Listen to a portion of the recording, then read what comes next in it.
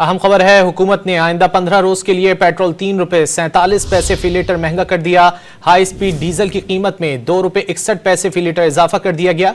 इस बारे में मजीद जान लेते हैं डॉन न्यूज के नुमाइंदे ताहिर शिरानी से। ताहिर, पेट्रोलियम मसनूआत की कीमतों में इजाफा कर दिया गया?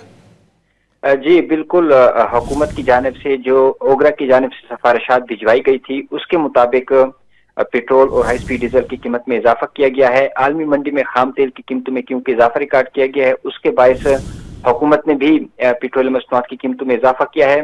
नए साल में मुसलसल दूसरी बार है कि पेट्रोल महंगा किया गया है। पेट्रोल 3 रुपए 47 पैसे फी लीटर मजीद महंगा किया गया है। 1 जनवरी से पेट्रोल 56 पैसे फी लीटर महंगा किया गया था और उसके बाद अब मजीद ये इजाफा किया गया है और आइंदा 15 रोज के लिए नई कीमतों का इतलाक होगा। हाई स्पीड डीजल की कीमत में 2 रुपए 61 पैसे फी लीटर का इजाफा किया गया है, जिसके बाद पेट्रोल की नई कीमत 256 रुपए 13 पैसे और हाई स्पीड डीजल की नई कीमत 260 रुपए 95 पैसे फी लीटर मुकर्रर की गई है। बहुत शुक्रिया ताहिर शिरानी इन तफसीलात के लिए।